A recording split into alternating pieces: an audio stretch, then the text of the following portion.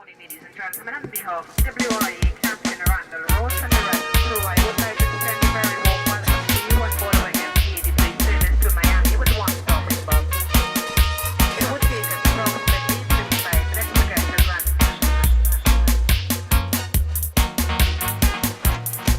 For those with emergency exits, which are all clearly marked in the red as we point them out to you. There are also those that press the aircraft or window exits over the wing and to doors to the back. There is a life jacket under each seat, and in the seat box, especially, you will find a safety leaflet. You should read this before takeoff. In the event of a loss of electrical power, there is a lighting system installed in the aisle, which will... See, God has this sense of call and commission. And when you mess it up, God can still bless you anyway, because he's just good like that. But you lose something that you will never get back. Well, what is that? Time. You can't get it back. Pray all you want. So Moses sends out these 12 leaders. You know the story. I don't have to go through it. 2 of those leaders are Joshua and Caleb. Because see, if a pastor doesn't have leaders, in reality, as he journeys, he's taking a walk.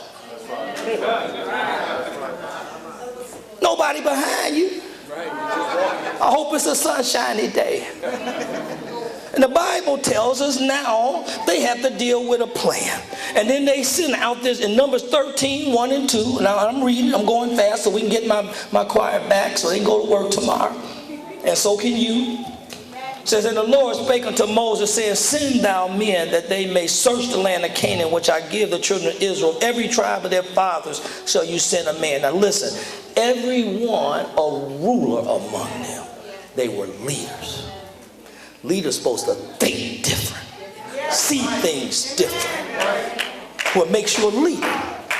And then the Bible says in verse number 17 of the same chapter, Moses sent them out to spy out the land of Canaan. Said unto them, get you up this way, southward, go into the mountains, see the land. Now note, this is the reconnaissance plan. It's a plan. See the land, what it is. The people that dwell therein, are they strong? Are they weak? Are they few? Are they many? The land that's in, is it good? Is it bad? What are the cities that they dwell in? What are their strongholds? Well, tell us, all of this is about searching out the land. We as Pentecostal people as a whole, that is one of our weakest pieces. We can shout and we can run, but we can't plan. Can't plan. And everything that you do in life for it to succeed requires a plan. I mean, even if it's stupid, it's a plan. It's just a stupid plan.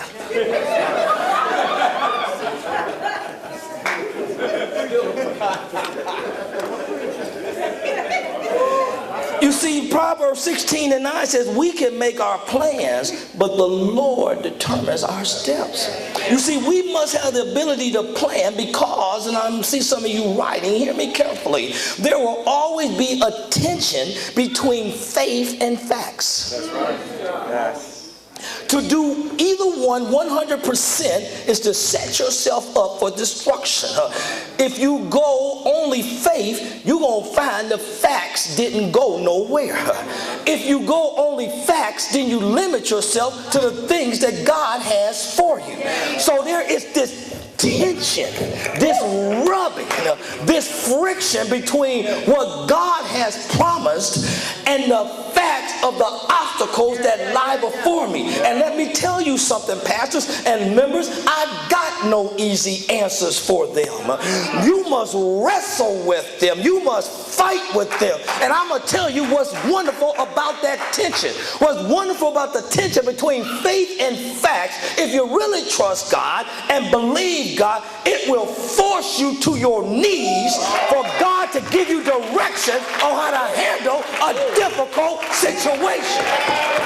But if you just say God got it and you ignore the facts, you're going to be in trouble. Faith says God said it's mine. Facts say they got giants, man. I saw they come back with an evil report. 10 out of the 12 come back saying, yep, it's a great land. But we got giants. We got yikes, it's the ice. You got the Hittites and the Perizzites and the Hivites and the Canaanites. We got itis. 2, Caleb and Joshua. They ain't got no sense. Caleb said, I saw what you saw. Let's go up at once. Conquer it. They didn't ignore the facts. They didn't say, I didn't see no giants. Because then you got mental health issues. 10 people see giants and you don't see them the 2. Somebody got a problem. Somebody got issues. They saw what the other saw. But the difference was this. Caleb and Joshua were standing on the promises of God. They figured if God could get them out of slavery, that the same God who took them out has got to be the same God that bring them in. I'm working with this mess. I'm not going to be there a few more moments. You see, ladies and gentlemen, I'm telling you, and as I begin to close, getting to the next phase, those closest to the leader determine the success of the leader. Note the effect of the 10 leaders on the whole congregation. In Exodus 14, 1 and 2, after they said, well, we can't take it, we can't get it, we can't handle it, and Joshua and Caleb were talking and saying that, wow, we can go and take it. The Bible says, and all the congregation lifted up their voice and cried, and the people wept that night. And all the children of Israel murmured against Moses, against Aaron, and the whole congregation said unto them, would God that we had died in the land of Egypt, or would God we had died in this wilderness? Off the report of those 10. You see, you as leaders of these are pastors, and some of you have your members out here. If nobody supports your pastor, it ought to be the leaders. Amen. When you have a strong, let me tell you something. When you have a strong church, people from the outside can't come in and just attack the leader.